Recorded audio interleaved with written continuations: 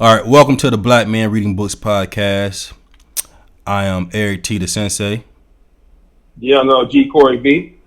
Today we will be discussing the case of Marcellus Williams, who was recently executed on September 24th at 6 p.m. This was a pretty interesting case, and we typically don't even discuss things of this sort, but I felt it was like of importance for us to at least have a conversation on what transpired throughout 1998 until today. And there's a lot of lessons to learn. A lot of lessons. I hope we don't strike no nerves when we start talking about some of the life lessons, but we are transparent, we are truthful, so we gonna state the facts. So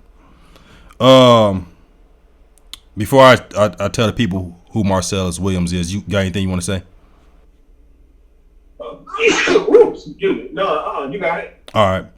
So Marcellus Williams he was born in South Bend, Indiana, and he grew up in St. Louis.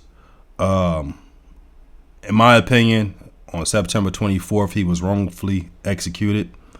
He is one of four siblings. He has no sisters, all brothers. He didn't have a father in his life. He found himself in a lot of trouble in school, and throughout his teenage years, he began to get in trouble as well outside of school. His first run-in with the police was for tampering with a vehicle, and was it shooting at an officer or it was assault on an officer? But assault on the officer? Yeah, assault on an officer. He said that the cop threw that at them to justify shooting one of his friends. So he said that he wasn't he didn't assault an officer. That's what he said. His first prison stint was around 1988. I think he went to prison for like a year or so for tampering with a vehicle and assault on an officer. And then he got out a year later. After he got out, he ended up finding himself back in some more trouble. He went to prison again for 7 years straight. So he did 7 years straight, and once he got out, he wanted to clean his life up a little bit, but he found himself in trouble again a year later, and this time was for two robberies. One of the robberies he said he did commit. He confessed to that one.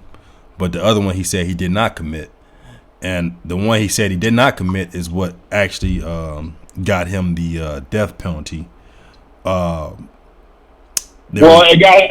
made him eligible for the death penalty. Yeah, it made him eligible for the death penalty. So that one, that robbery was considered an aggravated robbery, because there was a weapon that was used in that robbery. And under Missouri law, for someone to be eligible for the death penalty, they have to either had committed a murder before, or they had to have a serious incident on their record, like an aggravated assault or aggravated robbery or anything like that. Has to be an aggravated charge under Missouri law. So which is funny about this situation is his girlfriend Laura, she testified against him in the robbery. So she testified against him in the robbery, and that he didn't commit. So that's what got him sent away for 20 years. There was a robbery inside of a restaurant, was it?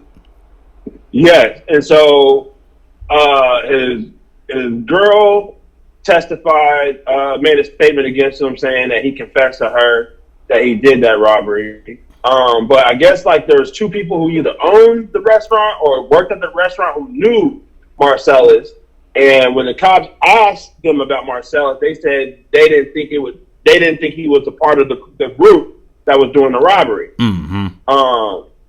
But the thing that got him, but the thing is, it seemed like this is part of the reason why, like, our folks always used to say, once the police get their hands on you, there's nothing I can do for you. Yeah, facts. And this is a prime example of that, because it almost seemed like they had it out for him. Mm-hmm. You know what I'm saying? Like he had a checkered past, and so it's just now we're gonna do what we can to get him off the street for good. Oh yeah. And so they went to the two people at the restaurant and asked them about Marcellus, and they said that it wasn't him. He wasn't a part of it.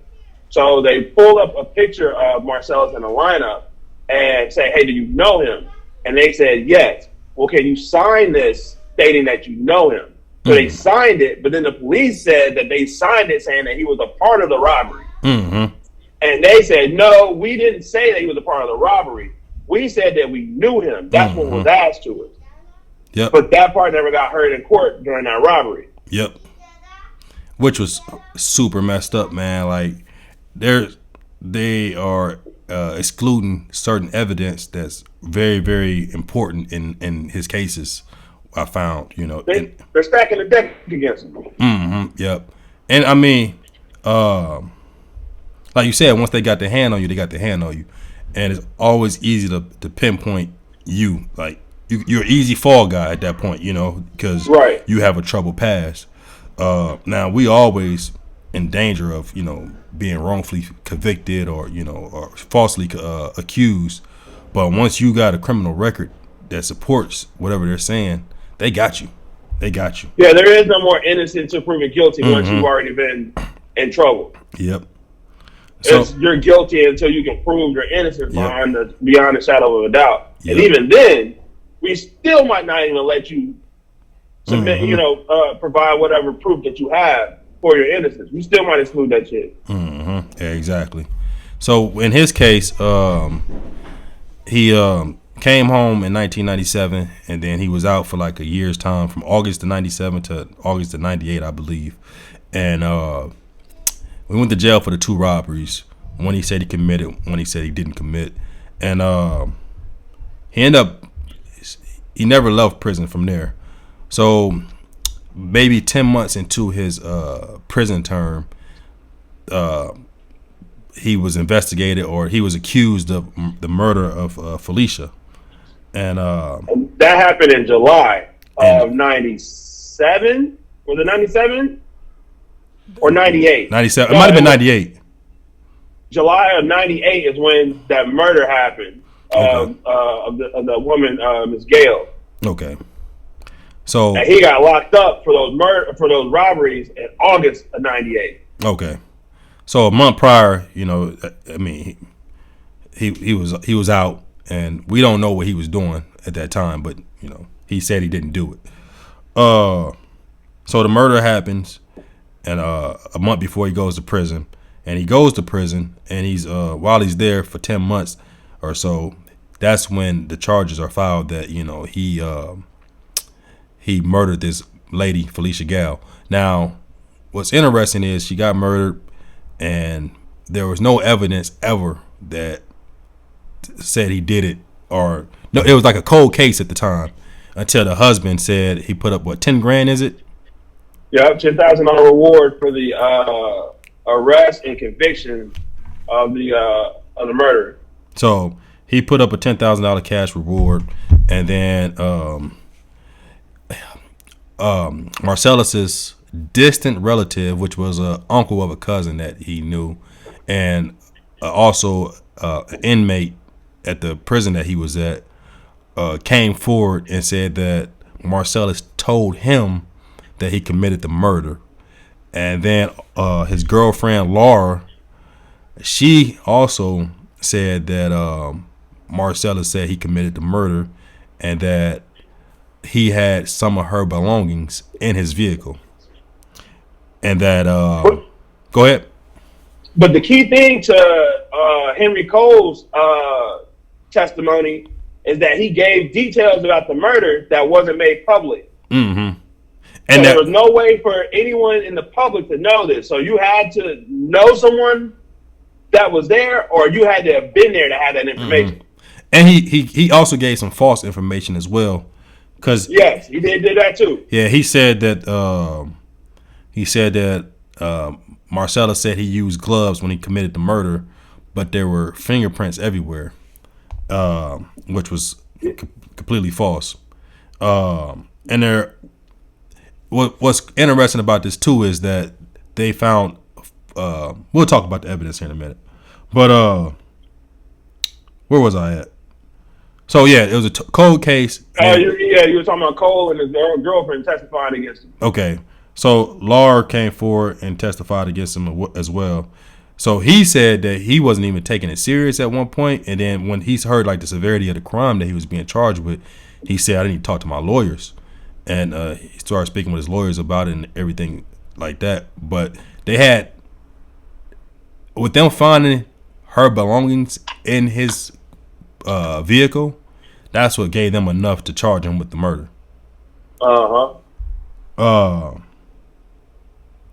Now, Henry Cole was not credible, and Laura was not credible. Henry had a history of lying on people, and he was a career criminal himself. And they said that people said that he was going around bragging about how he's about to get paid and how he falsely accused Marcellus of doing this. And Laura wasn't credible because she had two friends that filled out paperwork saying that she was lying about it as well. And she was a known prostitute. Had tons of run-ins with the law, and some people even speculated that she was an informant. Mm-hmm. So Felicia was stabbed 16 times, and the knife was still lodged in her neck. No, she got stabbed 43 times. It's 43 times?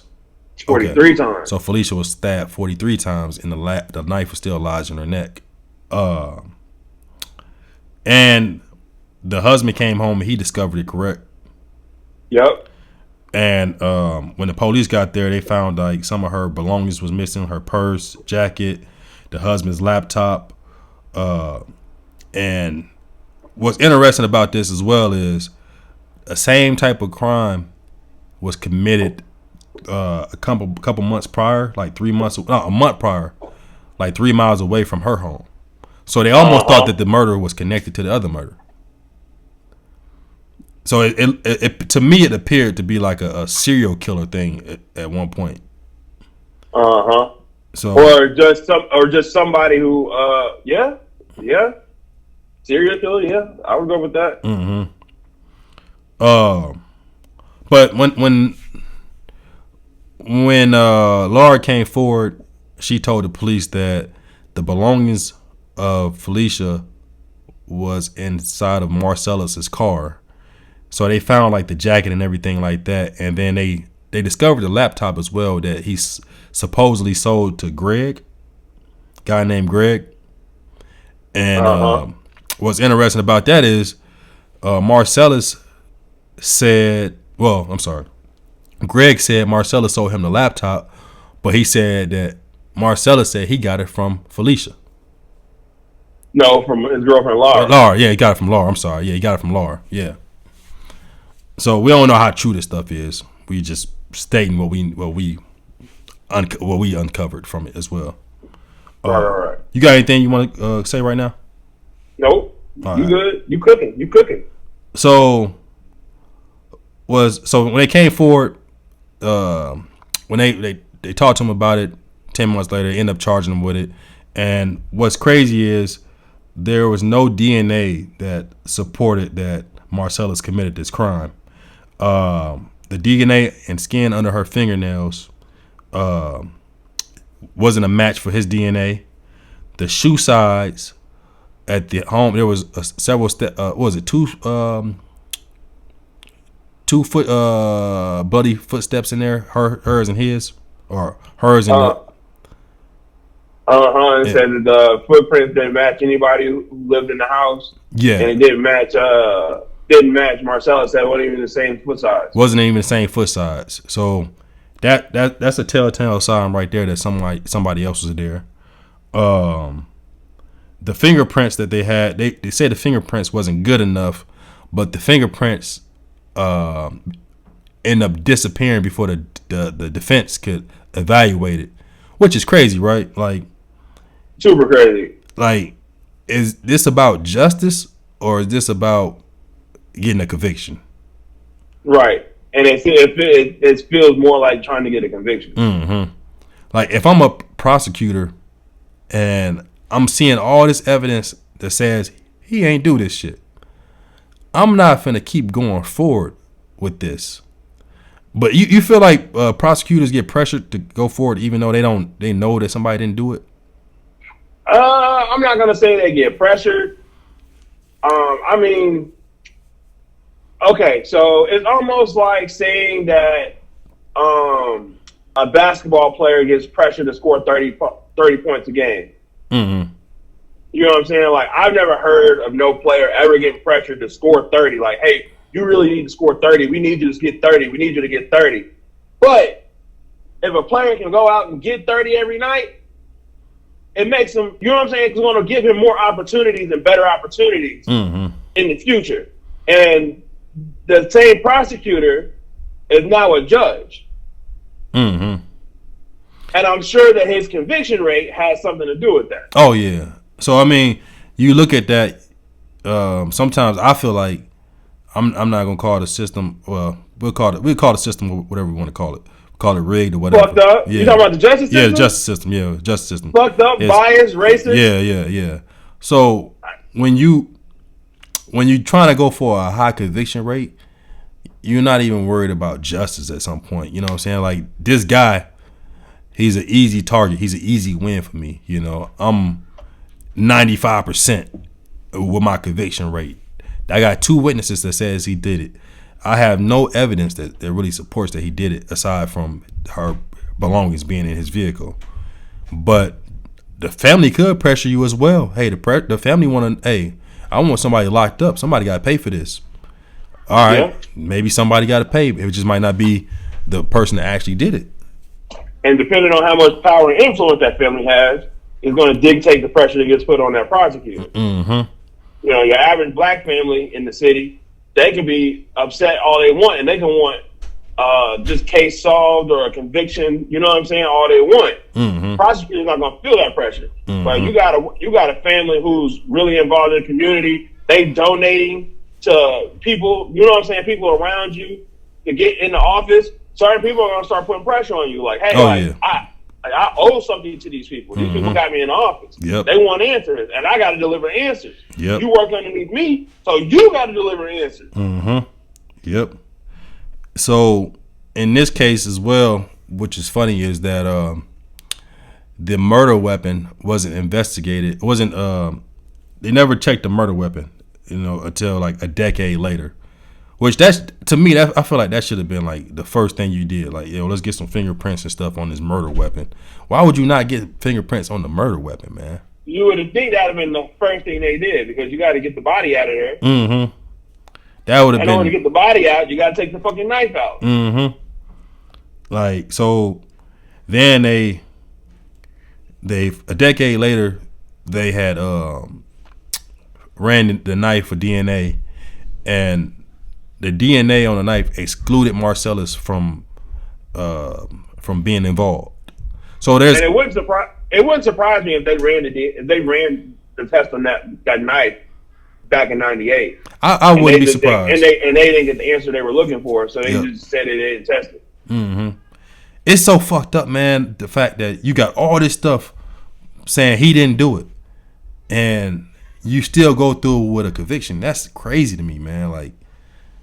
Because I wonder if the same type of murder got committed again afterwards. I was thinking that as well, too, right? Because the same type of murder happened before. So I don't know if the guy stopped or whoever did it stopped or what happened after that. But, you know, maybe he got away with it. Well, it's clear that whoever did it got away with it, in my opinion. Right. And had they stopped or switched up the MO, you know what I'm saying? It keeps the heat off of them. And it also keeps Buddy in jail and making them feel like they solved his murder.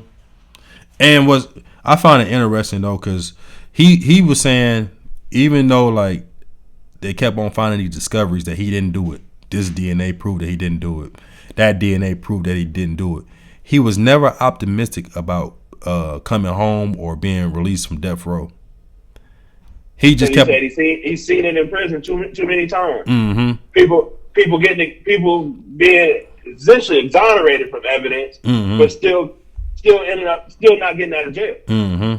Now that tells you a lot about our legal system for somebody to even believe that no matter what evidence come forward, they're going to be convicted of that crime. Like, cause I would have been me with my thinking. Once they find this evidence that exclude me from it, oh, I'm about to come home. I'm coming home. I'm coming home.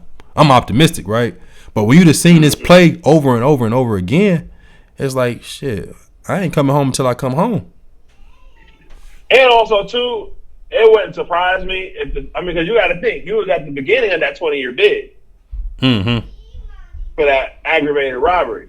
So, like, okay, I get through this, I still got to fight that aggravated robbery. Like, I ain't nowhere near close to getting out. Oh, yeah. And it's kind of crazy because it's like, you got 2 cases that you fighting, and three. But I'm gonna go ahead and do the time for what I did, right? I'm gonna do that, but I'm trying not to get murdered, because it's like, okay, if I can find proof that I didn't do one of these 2 crimes, it at least save me from the death penalty. Right. You know what I'm saying? Now, if I could prove that I didn't commit that robbery, all right, now I'm off death row. Now I can fight this murder case with a little more time.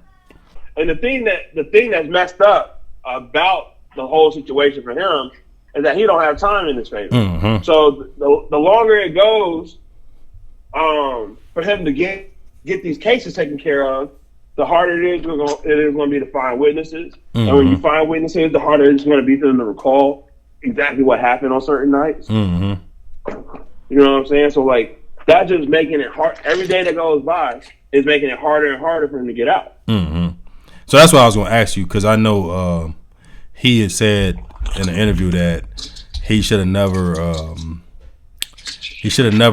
dropped the speedy trial. He said he wanted to do a speedy trial because he filed a speedy trial motion, and his lawyer kind of made him withdraw that, and he withdrew it. But they was having a hard time finding Henry, which was one of the key witnesses, and they were still trying to get all this evidence together that supported that he did do it, or to support their claim that he did it. And they wasn't ready. The prosecution really wasn't ready for the case. So he no, not at all. Yeah. So he believed that had that trial got sped up, Henry Cole wouldn't have been able to testify against him. Do you think if he would have had a speedy trial, the results would have been different? Yeah, because the burden of proof wasn't on him. Now, if it was a civil case, then no. It probably would have worked against him. But since it was a criminal case, the speedy trial would have worked in his favor. Yeah. Because if they wouldn't have been able to track down old girl, and they wouldn't have been able to track down Henry, they don't have a case. Because that's what locked them up, was just the testimony of those 2 witnesses. Yeah, I get what you're saying, but I'm not too sure that he would have still came home. It kind of seemed like, I don't think he would have came home just because he still had that aggravated robbery bill. Yeah. But I think he would have beat that murder case had he sped it up, and they wouldn't have been able to get a hold of those witnesses. I don't believe he would have, because it's the only reason why I say that. I get what you're saying, because that is a valid point, but there was so much evidence that said he didn't do it, to where they should have just been like, all right, he didn't do this shit. The evidence used to say that he did do it, they couldn't have used it. That's what I'm saying. I got you. They didn't use any of that other evidence to lock him up. They didn't use the murder weapon. They didn't use the fingerprints. They didn't use the shoe prints. They didn't use any of that. They used what homegirl said and what homeboy said, and the fact that those clothes were in the car. But homegirl pointed them in that direction. So had they not been able to find homegirl and old boy, the cops would have said, well, we found items in the car. All he would have had to say is, I haven't had my car. Old girls have my car. Which I thought. Well, and now the prosecution has no witness to, you know what I'm saying, to refute that. And my thing was that, with me being locked up for 10 months, and I haven't been by my vehicle in damn near a year. Whatever's in that car, that don't you can find anything in that car. That don't mean it's mine. Guess what? That fresh was that tank on full when you got there? Yeah, Because my shit was on a quarter of a tank when Yeah. I was done with it. Right or wrong? Cause I love it on a quarter of a tank. So that mean, how many miles did the car say on there? No, that ain't what it said when I was out there on the street. It said such and such. So I had less than 150. yeah. Shorty been So pushing my somebody box been Chevy. man. They've been getting to it. But to me, that evidence alone shouldn't have been enough. Like, nah, man, this dude been away from his car for months. I ain't believing this shit. Right. I ain't believing this. Also, I believe the jurors had their mind made up too. He said that he heard like the jurors saying like, how much time we giving them, what we giving them, or so whatever. And what was super messed up was 6 black jurors were dismissed from this case. He had a jury that consisted of 11 white people and 1 black male that was much older than him. Yeah, but I blame us as the people for that. Why is that? Because you know how they draft jury duty Oh yeah, or the jury yeah, or the jury pool. Mm-hmm. Voter registration. Yeah, true. If you're not a registered voter, you'll never be a juror. True. How many black folks actually go out and vote? Not enough. Yeah. I think less than half of us go out and vote. You know what I'm saying? So like less than half of us have the opportunity to save each other. Mm-hmm. Facts. And to me, you look at that situation, I almost feel like if you had 4 or 5 black males around his age and all this evidence was presented, I don't believe. There's no way in hell they would have said guilty. Nah. Because they looking at themselves. You should be looking at yourself. Right. And you know how the justice system treats you. Mm-hmm. So before I send somebody to the prison or the death penalty, I got to make sure that this evidence say that he really did it. I got to really believe he did this because I'm looking at myself on that stand too. Like, yo, if I committed this crime, okay, I got to pay the time. But if I didn't commit this crime, I don't want to face the death penalty for this. So I'm having some empathy for the person that's on that stand.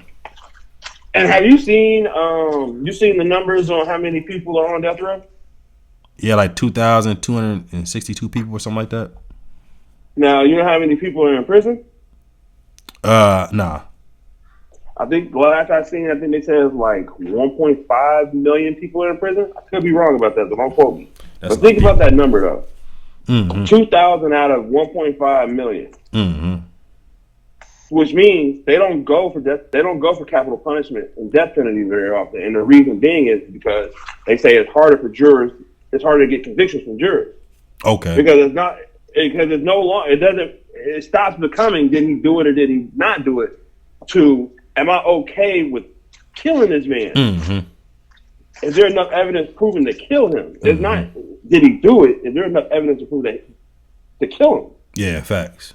Because you know what I'm saying? Like you need way more burden. You need way more evidence to get those capital murder convictions. So the fact that they had little to none, and those people were so quick to convict them to die, that tells you a lot about this fucking city, yo. Yeah, and like I tell people all the time, like St. Louis is mad segregated, and the white folks are scared of the black folks here. They're terrified of them.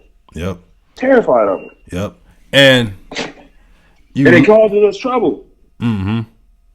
Yep. And you look at that too, right? A lot of us jammed up. My bad. You good. You look at that situation, you was completely right, because as a juror, it's bad enough I send a man to prison for life if he didn't do it, right?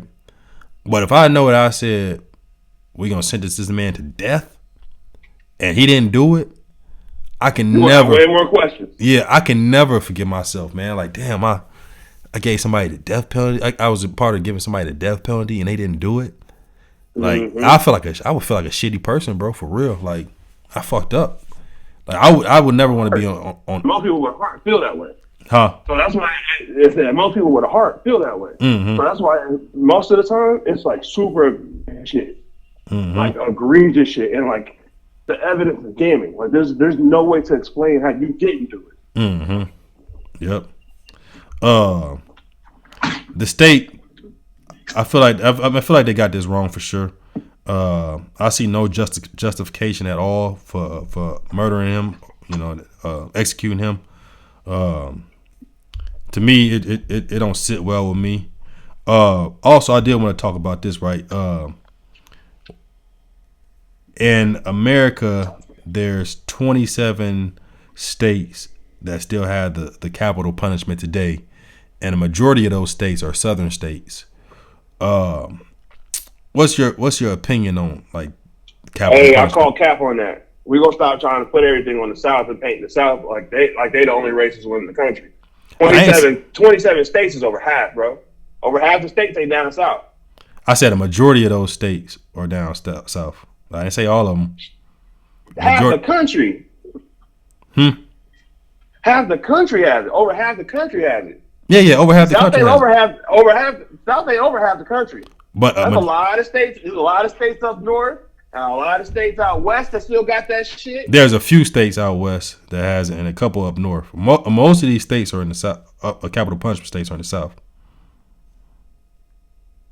There's a map that I'm looking at that shows there's I think 1, 2, 3, 4, 5, like 5 states up north probably. There's 3 out west, and there's 2 in the Midwest, and everything else is south. Like I think Arkansas, Missouri, Texas, Georgia, Florida, South Carolina, all these states, bro. Can you see it? Yeah, I'm looking at it now. Yeah. So a lot of these states are in the South where the death penalty is. Do you feel like as America we need to get away from capital punishment or what? Yeah, just because we can't get the justice system right. Mm-hmm. If we had 100% accuracy with the justice system, I wouldn't oppose it, but we don't.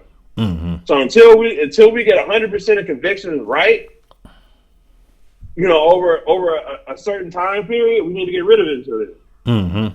And we're human, so we're not going to be able to get it to 100%. So we just might as well just get rid of it and not even consider bringing it back. Mm-hmm. Like, and at the end of the day, man, I just feel like, me personally, I feel like that's such an easy punishment, yo. Mm-hmm. That's such an easy punishment. No, give a motherfucker life or give him hard labor. Mm-hmm. Make a motherfucker work or do some shit. Let me ask the American people out there. America, do you guys believe that we still should be sentencing people to death here in America? Let me know. So since 1973, there has been 200 former death row prisoners that have been exonerated of all charges related to wrongful convictions that had put them on death row. Now, of those 200 people, 108 were black, 70 were white, 19 were Latino. So those are just the facts. I'm just putting some facts out there. That's it. And the only thing that would exonerate Buddy, especially, well now, the only thing that would have exonerated him was him actually finding the killer. Mm-hmm. The real killer who did it. Yep. Or if Laura and Henry came out and said that they lied about this whole situation.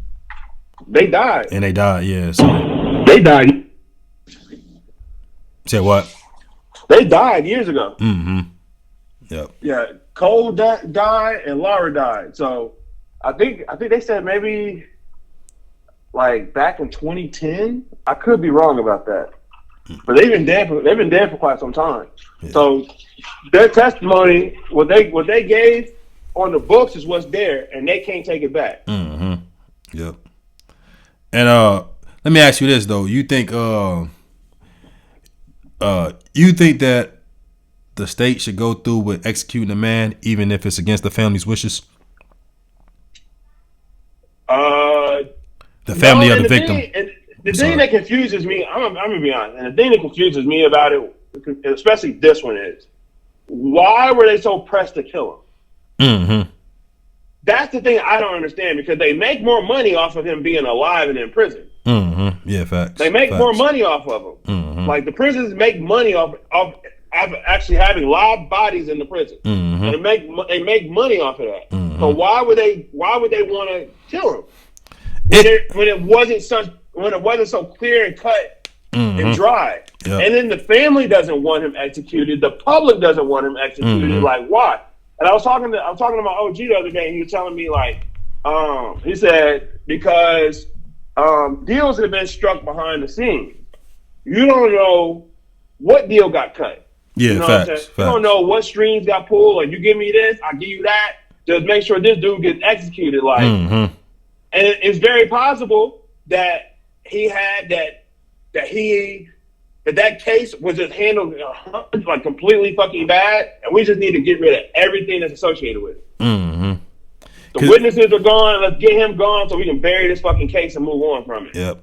Which is crazy, right? Because I was like, man, like not even trying to be funny. It's like, man, does this guy have something on somebody? You know, it kind of felt like someone's job could have been at stake. Mm-hmm. If it came out that prosecutor was doing some illegal shit during that, like that, they could have been in trouble for that. They could have lost their law. You know, they could have got disbarred.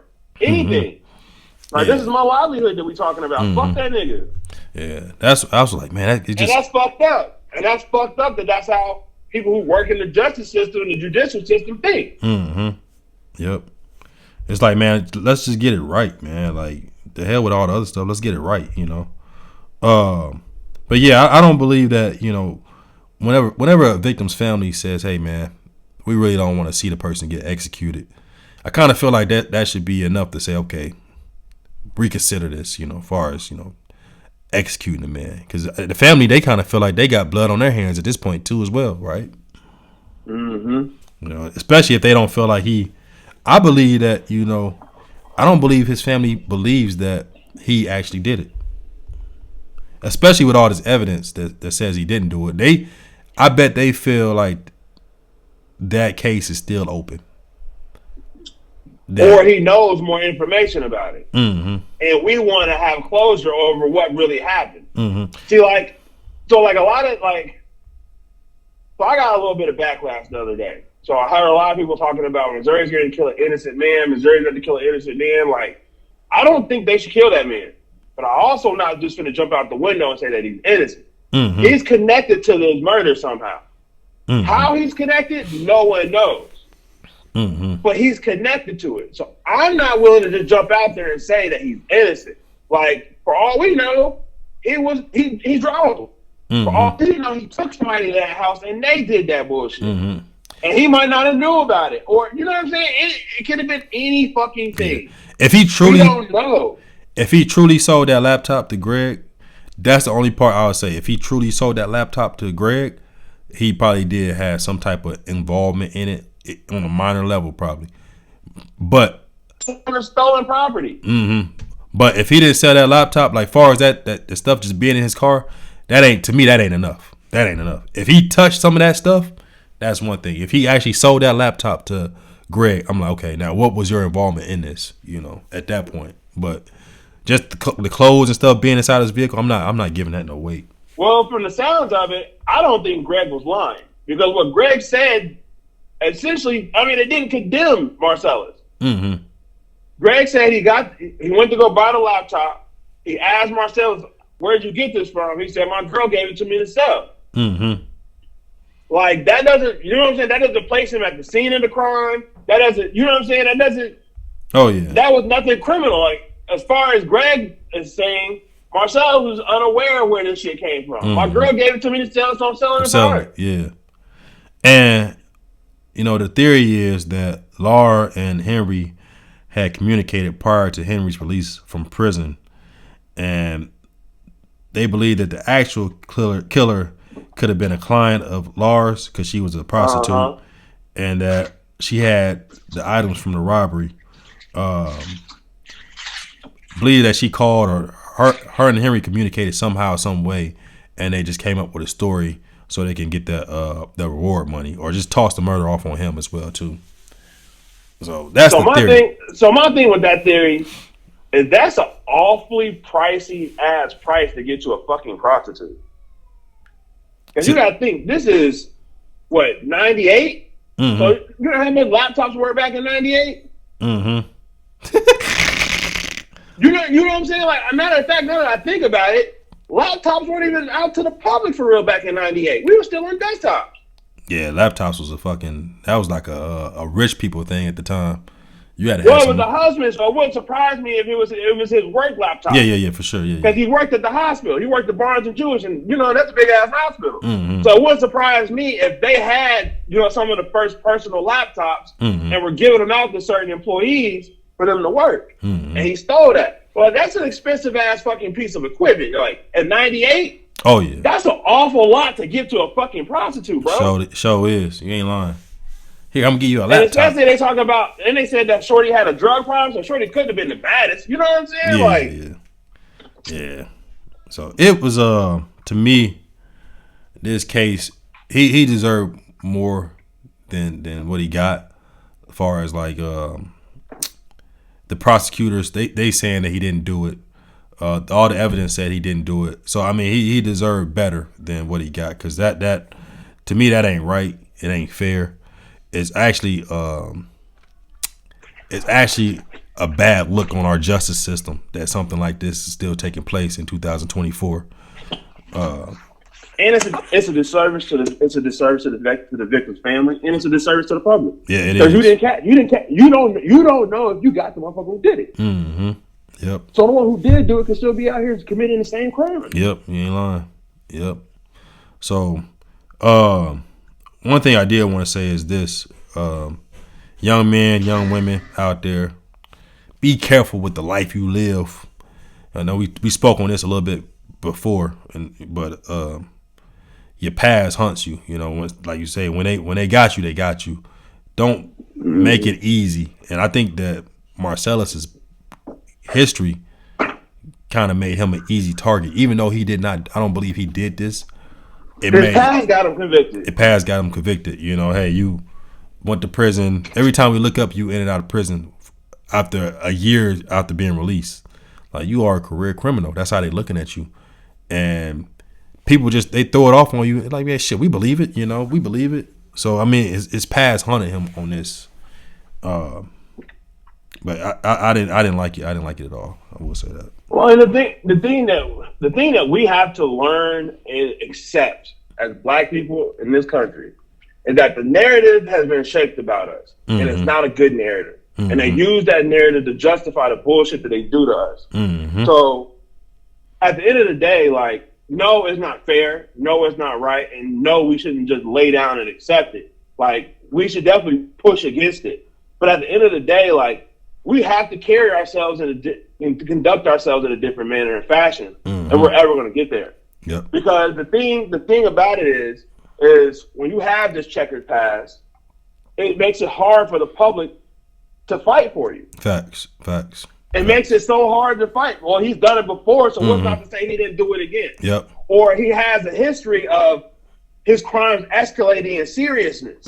What's not to say that it escalated to a point to where it's actually murder now? Yep. You know what I'm saying? Because it started off with, stealing cars. Then it started off with robbing people. Then it's, you know what I'm saying? Like, yeah. Now it's robbing people with guns, and now I'm stabbing people. Yeah, you know what I'm saying? Like, I'm not saying that's the case with him, but that's how they look at it. That's how they look at it. Yeah, that's a fact. Versus had he just been a family man who went to work every damn day, he ain't never been in trouble. Everyone in his community knows him. He ain't never had no issue with nobody in the community. It makes it hard. It makes it harder. That murder on him. Yeah, it makes it harder. Because you know what didn't happen when he got charged for that? What's that? Wasn't nobody outside protesting for him. Yeah, facts. And there wasn't no people in the community to stand up and say, nah, he would never do nothing like that. You know, right. Well, he would never do. I see him all the time. He would never do nothing like that. He always got his kids with him. He always doing this and doing that. You know, like I say, you can still find yourself in a bad situation where you're falsely accused. We know that, but at least even if you keep your nose clean, but it makes it harder for him to do it to us. Yeah, it makes it so much easier when you got that trouble pass. Oh, we got us one. So, that's all I got for this topic. I didn't want to drag it out. You got anything else you want to say about this? I mean, rest in peace to that man, yo. Yeah. Rest in peace, Marcellus Williams.